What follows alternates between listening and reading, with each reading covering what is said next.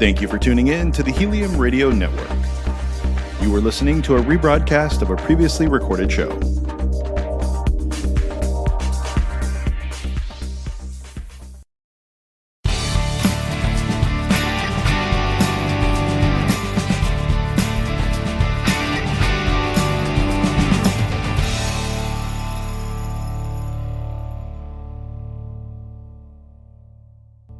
Hey guys, it's Dr. Sarah from Sessions with Sarah on Helium Radio. And today we're already laughing. I'm with Anthony DeVito, comedian. You may have seen him on Stephen Colbert, Comedy Central. Welcome to the show. How are you doing? Very good. Yeah, thanks a lot for having me. I'm Yeah. well. I'm just I'm chilling. I'm in my my girlfriend's sister's house in Cincinnati. She I was just gonna had a say newborn girl. that looks like a nice backdrop there. It looks it Yeah. looks a little girly for you. For sure. 1/4 of an air mattress and then a floral print behind me. Yeah. Yeah, no, I look like a divorced mom. We're here in Cincinnati, just kind of, we live in Queens, which is like Mhm. just cramped intensity. So it's nice to Right. just have space and a baby around to hang out with. Yeah. Yeah, that's cool. I mean, it's really, you are really funny. I've been watching some videos and Thank you. I just want to know, since you've been on all these things, guys, he's kind of famous for this. Wow, no one knows who I am. That's Central. very kind of you. But Yes. nobody knows. But that's not true. That's not true. But what's it been like for you during this pandemic, like work-wise? Like people can't go and watch you perform anymore. So For how's that sure. taking a toll on the business? I mean, it's a real spirit of the country that they're not able to watch me perform, and thank you for saying that. But yeah, I mean, it's been kind of non-existent. It's very strange because we're Right. as comedians, we're so accustomed to, especially just being on the road like 2 to 3 weekends out of the month and performing sometimes multiple times a night. So to go from that to just pretty much non-existent or just doing shows like every couple months, you kind of question your identity because you don't have a job for an extended period of time. And then I've just been in New York, so it's Right. hard to remember that, like, oh, there's a reason I'm here, because I'm a comedian here in New York, not just a guy who's walking around confused, smelly, in sweatpants, just vaguely wandering. That's Boston people now.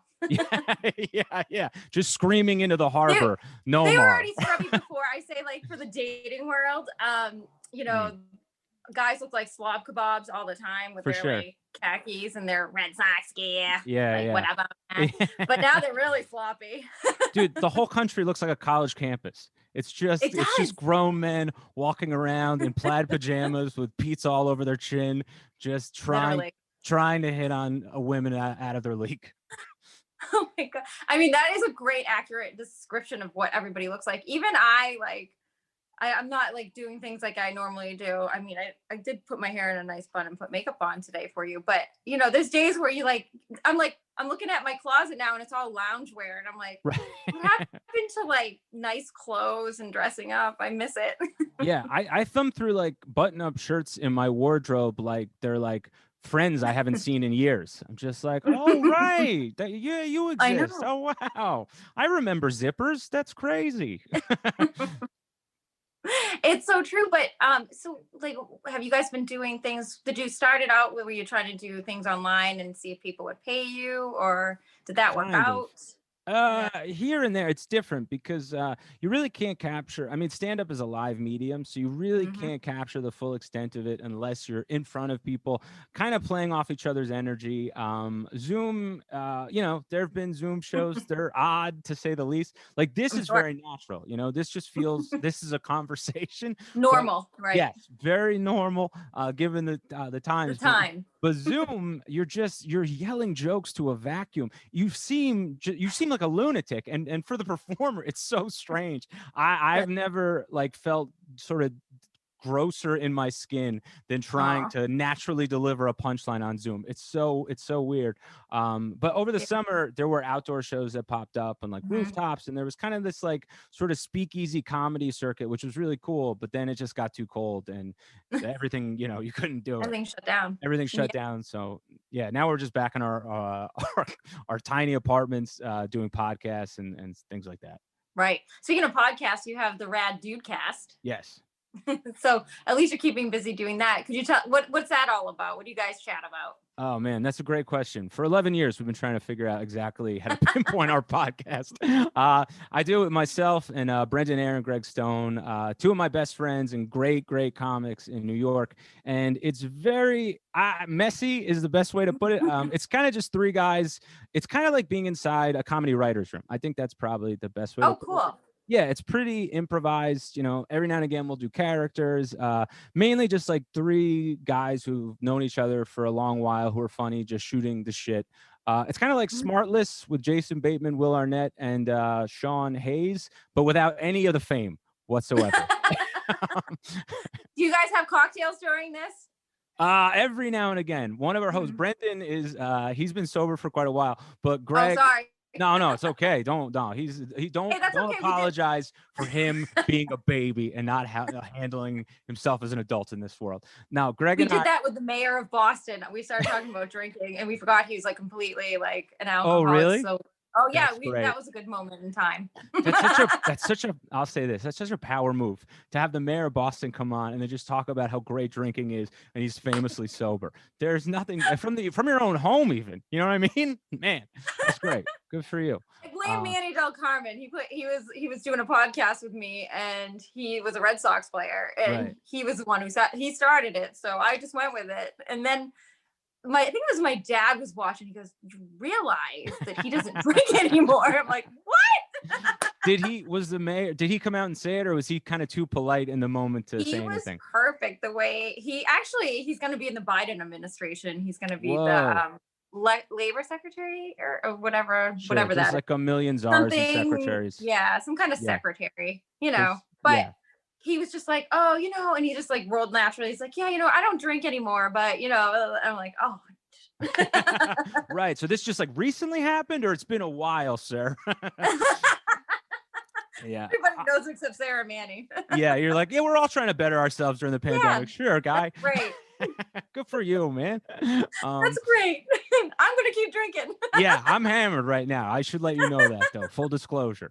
I know. Oh my God, that was such a funny moment. Oops. But anyway. Yeah, no, we I think in the beginning we got pretty solid. I think everybody in the beginning had this. Everybody in the beginning, it was very funny. It was like this collective across the country. Everybody being like, "I'm going to be afforded to the time to better myself and do what I've always wanted to do." And then I don't know if you like the quarantine just revealed who you really are. Where I was like, "No, I am drunk at noon watching kung fu movies. This is my actual identity, I guess." Right. Well, it's like, okay, what else do I do? So my parents will come stay with me on occasion, like in the summer, because they live in Florida, and they must be like, my daughter's an alcoholic. I'm just like making martinis all the time. Sure. They're not drinkers, really. So wine. I'm like, sorry, this is a new me. Pandemic Sarah. My liver probably is not loving it, but here we are. Between that and all the Dayquil, but between the amount of acetaminophen that's been in my body and alcohol, my liver my liver is like Mickey Mantle's at this point. I know. I don't even want to know. We'll all end up with fatty livers or something next. That'll be our next problem. Yeah, the year after the pandemic will just be dedicated to that. To livers. To the liver. Yeah, to livers. Here's to livers, everyone. So where's your podcast on? Where could people listen in? You can kind of find it wherever. It's on iTunes, Amazon, Spotify, wherever, all your streaming platforms it's on. All of them. All of them. Yeah. All of them. I did read an interesting fact about you, though. Did you really write for the White House Correspondents' Dinner? I did. Did you do some comedy? Did you get to go, or what was it about? So I wrote for it in 2018, I believe, when Michelle Wolf was the speaker. She took her whole writing staff. So I was writing on her Netflix show at the time, The Break. Cool. So she took her entire writing staff to DC because we helped with the writing. Michelle's she was a friend for years. I mean, she's a workhorse. She did most of the work. We kind of added like a tag or two, to be honest. Like I don't even think I got a joke in there, but I went. I mean, I got to go anyway, which was it's a super surreal sort of thing because because you're surrounded by, I don't know a ton about politics, so you're surrounded by a lot of people that you're surrounded by a lot of old white guys who you just assume to be senators somewhere. And then you look and you're like, holy shit, that's Chris Christie. Like that's, whoever. But there was a party the night before. It was this like press party, and we got to go. And so it's like you have like Don Lemon walking around, Jake Tapper. You have all Oh, these. cool. Yes, you got all these people, and I'm like, I'm just tossed out of my mind. I'd be like, Yeah, it's what I've been watching. Oh my God, there goes CNN and MSN. That's all I watch Totally. now. There's all the people. Yeah, They're I like the just new watched- celebrities. yeah. I just watched the news eat a shrimp cocktail. That's wild. Woo! So I'm getting like wedding drunk. Just like, you know, that feeling where you're like, man, I don't belong here, so I'm gonna Yep. really not belong here. Right. So I'm hammered, and there's this guy dancing who he looked a lot. Do you remember? I don't know if he was like the mayor or governor of Chicago. He was like famously tried to sell Obama's Senate seat, and he ended up in jail. Rob Blagojevich. I think I do. Yeah. So there's this guy dancing, and I just swore it was him. So I'm drunk, and I'm screaming at him. I'm just going, Blagojevich, you son of a bitch. He's just looking at me, terrified. And then eventually my girlfriend's like, that's not him. So I just screamed at some man in an obvious toupee. For that no was reason. Blagojevich. Yeah, just scaring someone for like a whole night, drunkenly pointing at him like, I'm going to get you, you bastard. Did he hear you? Yes. No, he definitely was in earshot. I was making a point to be heard. He kept. Okay. He kept. No. He was like shuffling away. He was like still trying to like dance, but he was like clearly moving away from me. Yeah. I would love. I mean, wouldn't you love to be involved in the next one with Biden? How much fun would that be? There's a lot of awesome people going in there. that is so star-studded. That, I mean, man, that is like one of those like Gary Marshall like New Year's Eve, Valentine's Day kind of movies. Just a complete cast of celebrities. Literally. Yeah, I bet there'll be some fun holograms there. I think everything. He's gonna play all the stops. Yeah, there won't be many real people there, I guess. No, yeah. A lot Not of this Zoom. year. Yeah, no, a lot of rappers on Zoom. Just, you know, it's gonna be great. Yeah. It's just gonna be. I think they did something like that last night, like with like Josh Groban, and he was singing about animals, but it was like you had to pay $5 to like watch it. But I mean, I get what it goes to, but still, I'm not gonna watch Josh Groban sing about animals. Yeah. I don't know. If it was not, if I had $5 to spare, that would be the first thing I would do. Man, that sound, sit in my home, have a couple drinks, watch Josh Groban croon about giraffes for a half an hour. I don't know, man. That sounds like a good time. I think that we missed out on that. We should probably look at tonight's lineup. It might be a little bit. Yeah, it might be a downer though. Josh Groban all the way. I'm a Groban head. I couldn't even pick him out in a lineup. Yeah, I know. But I also wanted to know, what was it like being on Stephen Colbert? How do you say it? Is it Colbert? Colbert. It sounds. I know what you mean. Because you're from Boston. I'm from Jersey. I can't bring myself to sort of pronounce it like that. I feel too hoity-toity. Yeah, Colbert. Yeah. I mean, yeah, that was. It sounds very. Yeah, exactly. Yeah, we'll call him Colbert. Colbert. So maintain our status as of the people. For the peeps. Yeah, no, I mean, he lives, so I grew up in Bloomfield, New Jersey, North Jersey. Colbert lives in Montclair, so he lives a town over. I had saw him before I ever started doing stand-up at like a diner, just like eating with his kid. And my grandmother was a giant fan of the Colbert Report, so she went to the show when it was happening. He at the time was doing like this, he was making fun of Lance Armstrong for his Live Strong bracelets. He broke his wrist. He had these wrist strong bracelets. He handed one out to my grandma. So he like meant like a lot to me, you know what I mean? Right. So to do the show was those freaking bracelets. They were the so stupidest thing. I did not win. Oh, Lance! I mean, that was what a joke that was. I mean, yellow. Those yellow rubber bands where everyone all of a sudden was an advocate for cancer. Everyone knew cycling for a year. What a dumb time to be alive. Many dumb moments in our life, but here we are. Yeah. When the world started wearing yellow rubber bands for a liar on a bicycle. Yeah. Basically, good job, us. Yeah. We continually surprise, you know.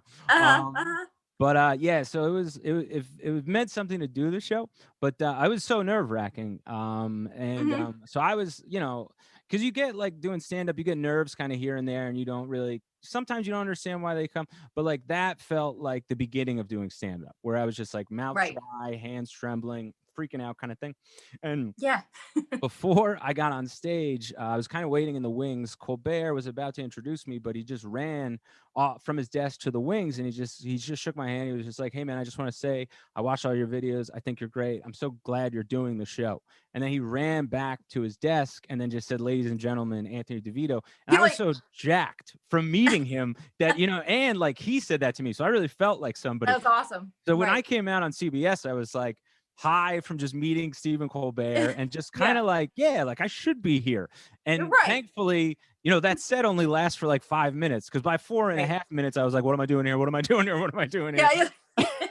What's happening? What was the joke I was going to tell again? Yeah. Who am I? Just say you're Todd. Who's Todd? I don't know. What do you do if you forget? I think I would be so scared. I feel like the older I get, the more I forget. Sure. So, you do it like the week of, you practice, and I think as you do more, you get a little more comfortable in that position.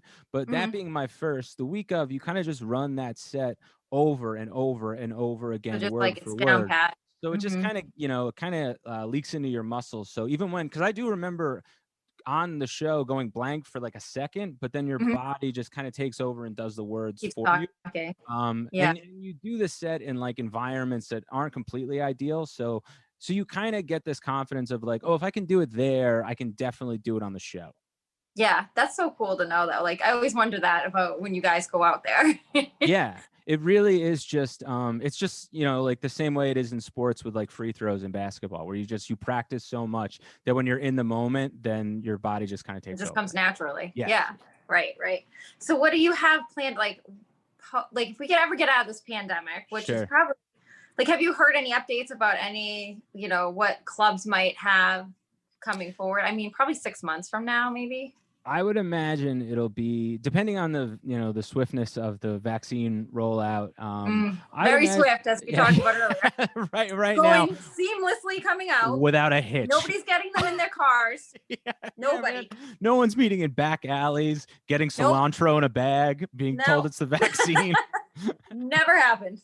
Yeah, no, things are going really smooth thanks to our great supreme leader.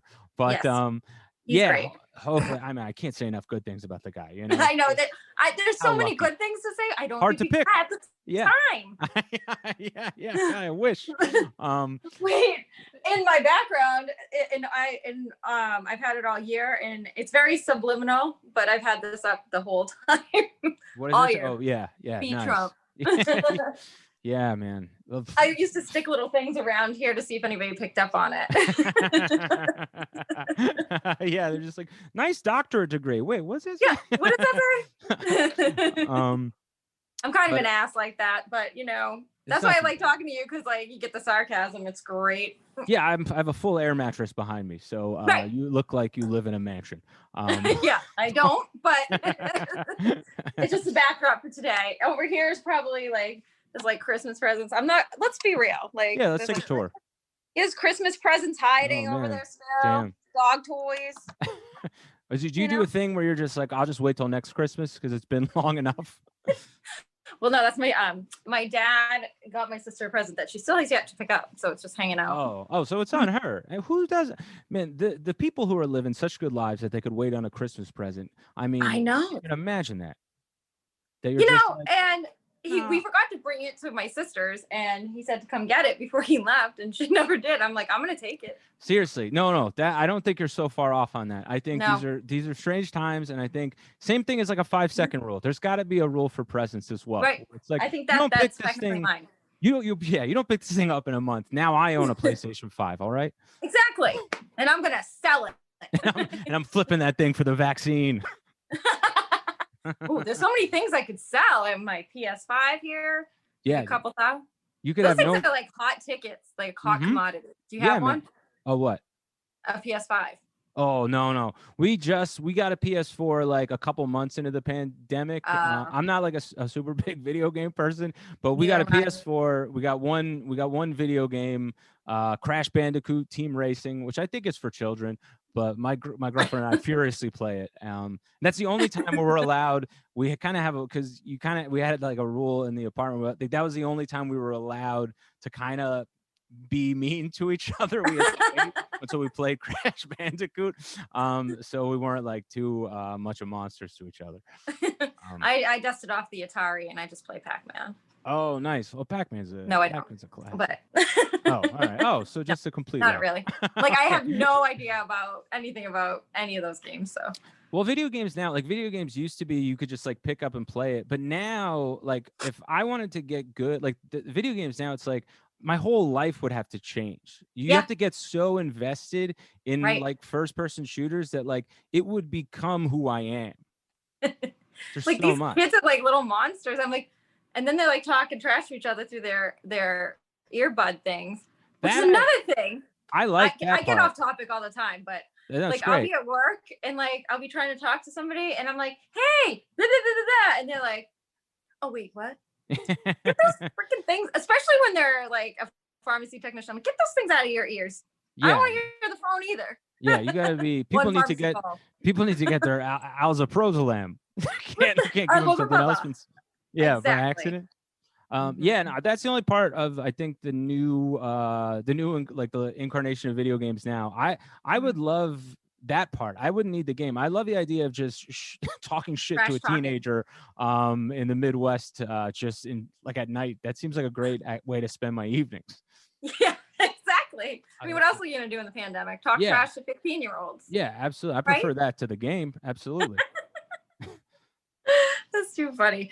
But well, I hope things do, stand up and get better for you. Yeah, they will.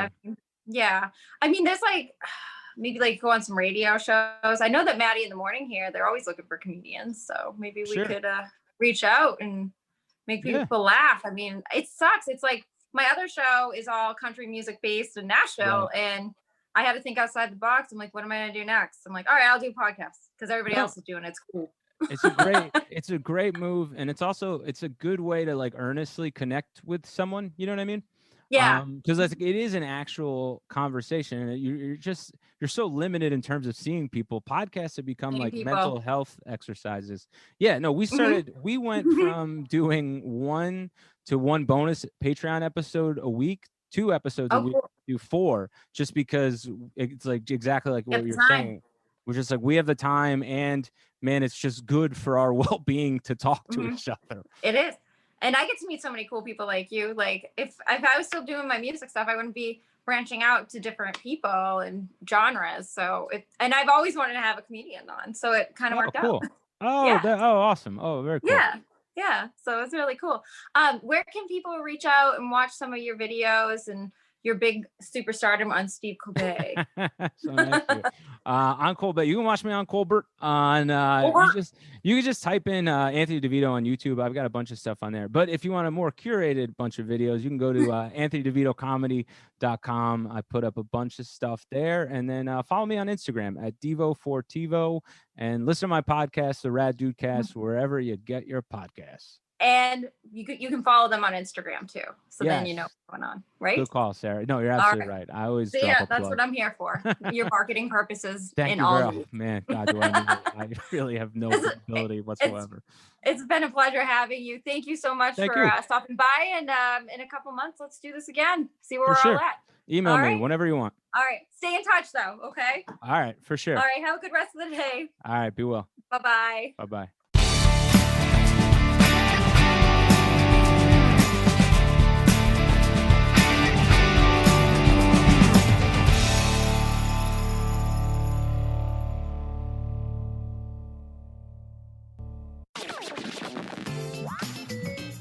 Thank you for listening to Helium Radio. The views expressed by show hosts or their guests are their own and should not be construed in any way as advice from Helium Radio.